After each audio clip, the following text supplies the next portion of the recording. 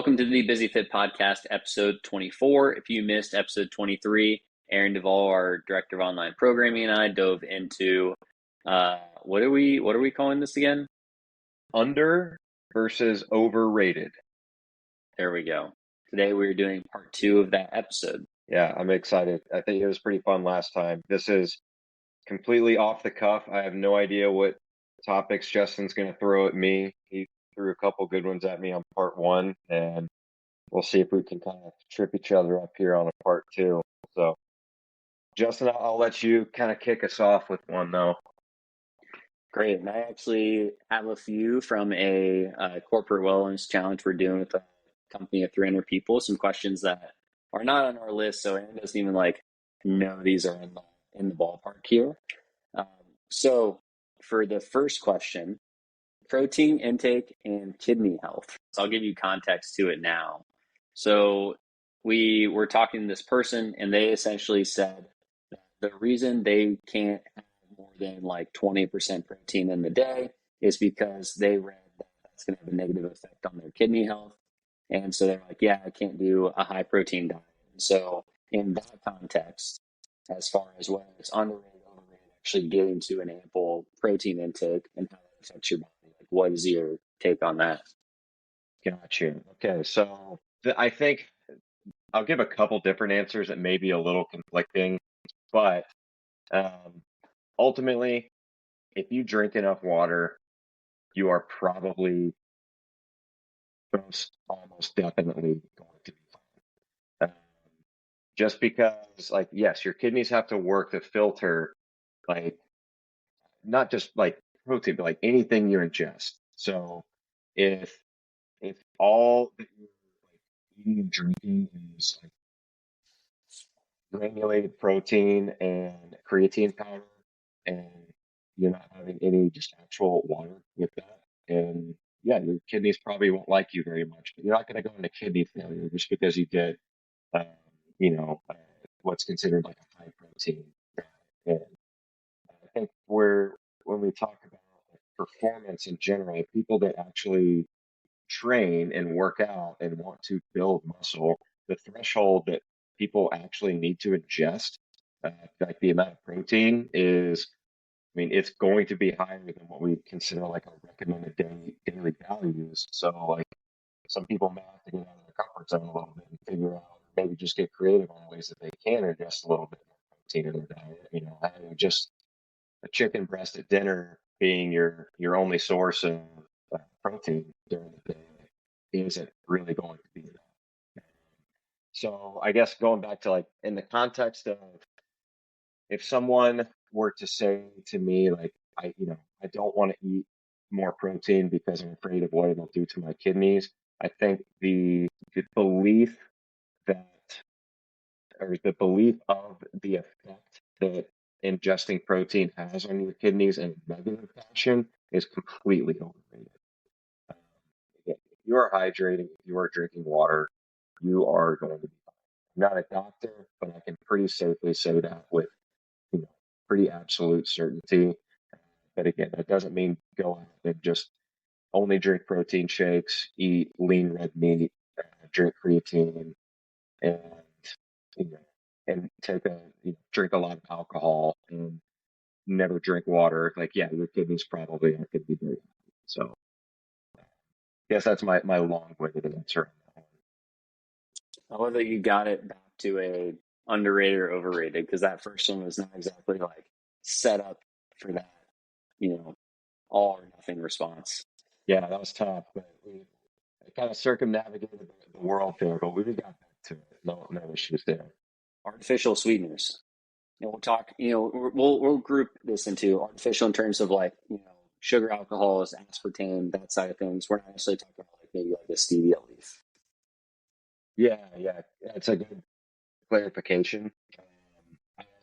Although I will say I think stevia is overrated, because personally I think it tastes terrible, but I know that I'm the minority there, and most everyone loves it, but not a fan. Um, we talk about the Splenda and other artificial sweeteners. I do. I think that the negative attention that it gets is overrated, personally. Like, unless like, or if you're like, if somehow finding like granulated aspartame and like just like housing that and putting 12 packets like in your tea or something, yeah, that's probably pretty terrible for you. But in general, like, if again, kind of going back to like anything in moderation, as long as it's not in super excess. If you have artificial sweetener in your coffee or in your tea, like once a day, maybe, that is absolutely not going to make or break your like health and fitness journey. Now, if there's like, if you have like underlying like serious medical conditions that for whatever reason that would, impact how you're feeling, even at like a small dose, then like, that's something else. But again, going back to like, I'll say that the negative attention that I think a lot of people give it, and like when people are like saying like, "Oh, this contains no artificial sweeteners," like, okay, that's great, but like, I think it's still overrated. What about you? Yeah, I mean, I mean, it's overrated. And like you said, when it says like the no artificial sweetener thing, like that doesn't just classify something as healthy, because I think it's easy to skip over the fact that that can have, tons of cane sugar. It can have, tons of fats in it. There's plenty of things that can happen just from that marketing gimmick of saying something has no artificial sweeteners. And if you're having like one Coke when you go have a pizza with your family on Friday night, like that's fine, And if it's Diet Coke, so be it. And if you were to tell me, like, okay, you are that person that has that one Coke and it's going to be a Diet Coke or a regular Coke, I'm probably going to say Diet Coke, just from the perspective you're not going to ingest 45 grams of straight sugar and, and that meal along with all the carbs you're going to have with the pizza. But if you're the person that's going to drink, sugar alcohols and artificial sweeteners 3, 4 times a day, it's like, yeah, definitely don't do that. Yeah, agreed. Sweet. All right, I'll throw you another one here. Um, I, I, I definitely have a strong belief on this one, but I'll see what you think first. Body fat scales, uh, like weight scales that estimate like body fat and lean mass percentages in particular. I rarely say that I hate something. I hate scales that like have body fat percentages on them for so many reasons, but I think the most important one is they're not accurate. Like you're talking an accuracy of 5 to 8%. Someone can go from being like incredibly lean to being obese just by that 5 to 8%. Like that's a massive, massive range. And then the other aspect of it too is it factors in how hydrated you are, um, what you've eaten, have you had a bowel movement that day. So you're looking at something that can be a reading that's entirely inaccurate. Now, on the flip side of that, like if it's the only thing you have access to and the only way to do it, sure. But then I would say even don't even get one that has like body fat percentage on it. Just get a scale and measure the trends. Because you can put on 3 to 4 pounds from morning to afternoon just based on like what you've consumed, whether you've got the bathroom, hydration, everything. But to get wrapped up in a body fat percentage on a scale that has no accuracy to it is a complete waste of time. Yeah. Okay. Well, you matched my strong belief on it, so it's good to hear. We can keep working together. We'll back up a little bit. Like, you know, body fat scales, like they, and you alluded to like hydration status and a lot of other factors. Like this is a very multivariate or multifactorial estimate that these scales are making because typically they operate off of bioelectrical impedance, which again, if that's the only method that you have of trying to estimate, lean body mass versus fat mass, okay, but there's so many other better methods out there. Like, and the reality is, like, there is still a lot of like glorious estimations that kind of technology is taking, especially from like how it's reading it too, like through your feet if you're standing on it. Like, yeah, not really a big fan. I think that like the load bearing cell of the weight scale is still great. And like rather than saying like putting all your eggs in the basket of, you know, I'm going to only track like my body fat percentage rather than just like your body weight, like body fat percentage and like lean tissue versus fat tissue mass is important. But um, if it's me personally, I'd rather, find somewhere where I can get like a much better estimation, even if it's just like hydrostatic weighing or if it's a bod pod or you're really fancy getting a DEXA scan. I'd rather do that like twice a year than have a daily estimate of something that I don't think is reliable at all. Because yeah, the reality is you even like within a day, like I don't think that I lost, 5 pounds of fat in one day. I think I was just, maybe had a lot more water in me, just ate, then go to the bathroom or something else. So yeah, a lot of estimations there, not really a big fan. So it sounds like we didn't put the overrated stamp on that one. You think of like our health system, the fact that you can get like a whatever $2,500 MRI covered and paying like a $30 copay or whatever. But when you go to actually get like in say in-body scan, bod pod, DEXA, like anything that's going to even remotely help you actually understand like where your body's at, it's like yeah, that has to be 100% out of pocket and pay something like you may not even get that reimbursed through like HSA or FSA. But you go to something that's like a massive test, like yeah, that's covered. Makes no sense. I believe in-body scans are bioelectrical impedance too, though, aren't they? I don't know honestly if they are because like we have a ton of clients that talk about them all the time. And so, they'll pay like $75 for it. So I'd assume that it's probably better, but let's do some research. I will say, I will. So when we talk about like bioelectrical impedance on scales versus those where there's like you have different markers where you stand on the scale, you're also holding handles and there's more points of contact. I think there might be some merit there, but that's a little bit outside of my expertise. But in general, like going back to your point though, I can definitely agree, like, you know, flaw in the system where, it's, not so much about, it's more about like reactive diagnosis of issues than, you know, proactive, health related stuff. But it is what it is. I'll complain to my fiance who's a doctor and maybe she'll get on that. She'll make some differences. Also, this is interesting. So ChatGPT says that the in-body scan is bioelectrical impedance. So and it is the one where you hold the handles. So I mean, Yeah. in terms of actual accuracy, we talked about like we have a ton of people that used to do Orange Theory and they'll do like an in-body scan and do an 8-week challenge, and then they'll do it again. Like that means that the results that you're getting, and they're like, oh yeah, I lost a 0.5% body fat. That's not even within the margin of error. So what's the point of even tracking with that? I'm looking at it now too, and there is a margin of error. It's not as big as commercial, like in your home scales, which is good. So I would definitely put in bodies above, like I don't know, your in your bathroom scale. But What is the um, margin of error?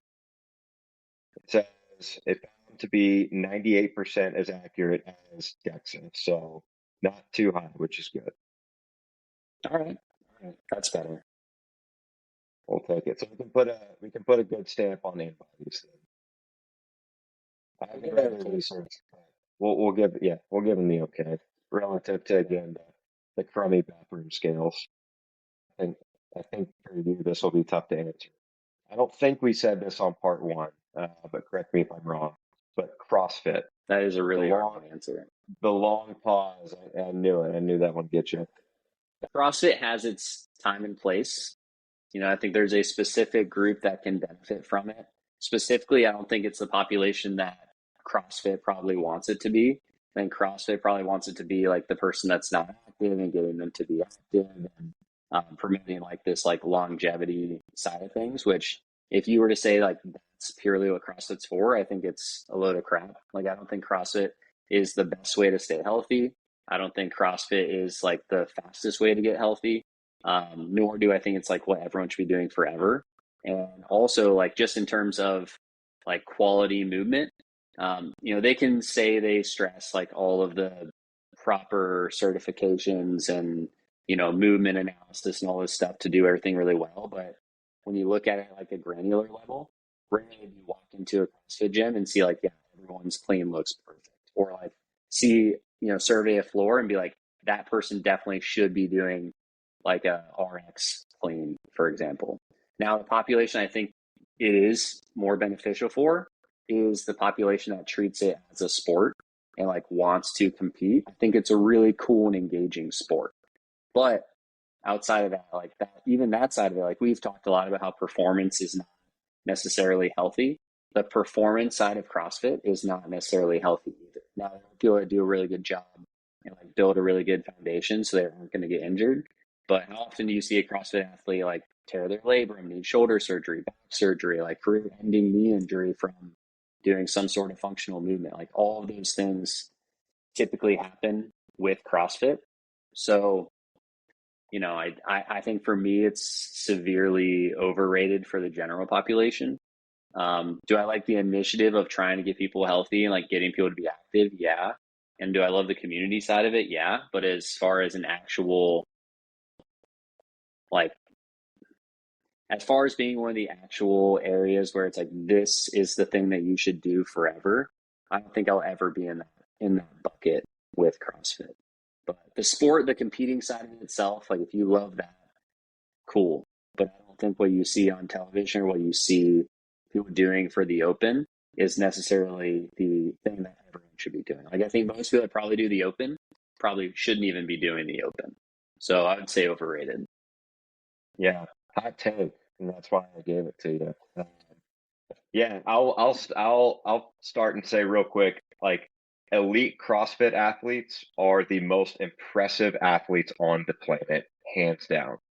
Um, Yeah. on the spectrum of athleticism, from like energy system development, strength, power, gymnastics, coordination, like they are undoubtedly, like when you look at the CrossFit Games, those are the most impressive athletes, all around, like on the planet for sure.